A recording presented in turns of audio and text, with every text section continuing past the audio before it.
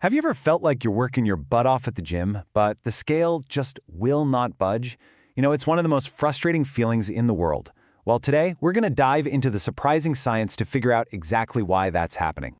So, does this sound familiar? You're sweating, you're pushing yourself, you're giving it your all, but you feel totally stuck. You've hit that plateau.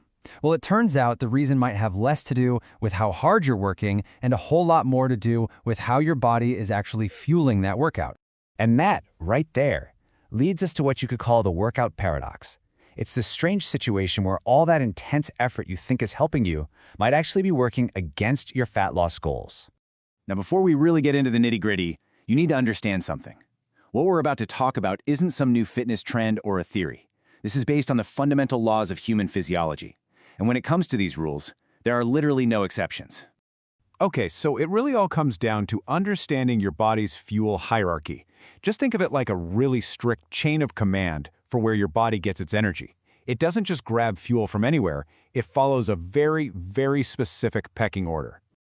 So at the very top of that list, the first place your body always looks for energy is the sugar in your blood. Glucose. It gets absolute top-tier priority over everything else. And this is where the hormone insulin comes into play. It's so important. When your blood sugar goes up, your body releases insulin. Now, we usually think its job is to lower blood sugar, right? But its primary role is actually to act like a bouncer at a nightclub.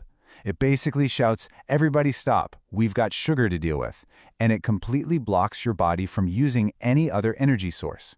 And here is the single most important takeaway from all of this.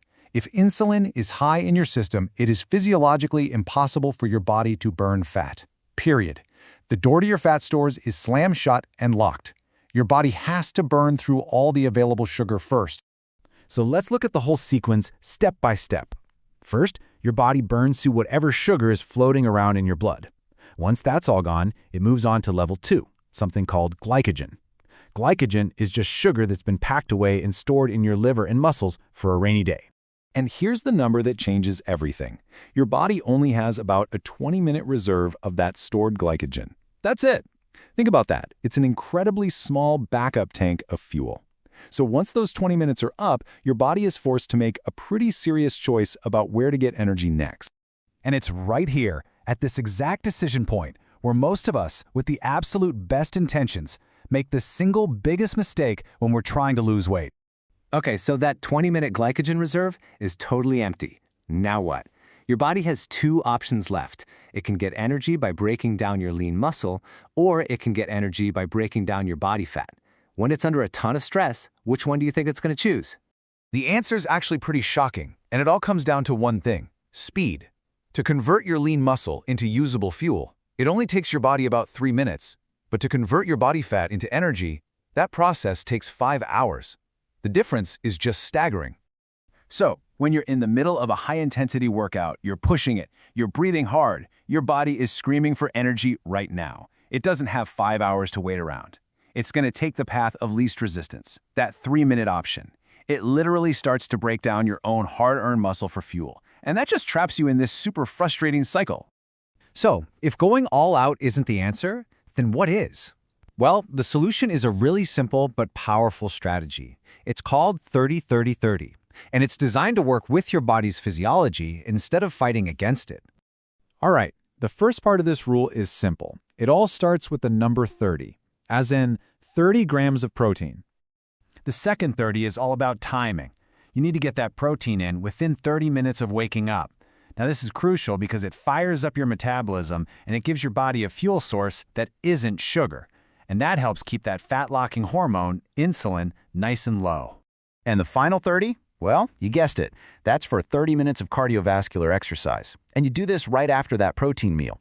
But, as we're about to see, the type of cardio you do, well, that's everything. But, and listen, this is probably the most important part of the entire method. It cannot be just any kind of cardio. The absolute key is that it must be steady-state exercise. So what is steady state? It's all about keeping your body out of that high-stress emergency mode. And you do that by keeping your heart rate low. Specifically, you want to keep it below 135 beats per minute. The goal here is a consistent, low-intensity pace. This gives your body the calm and, more importantly, the time it needs to finally unlock the door to those fat stores and start using them for energy instead of sacrificing your muscle. You know, this all leads us to a pretty provocative final thought. In a fitness world that is constantly screaming, no pain, no gain, could it be that for real, sustainable fat loss, the actual key to your success is less intensity? Something to think about. Thanks for tuning in.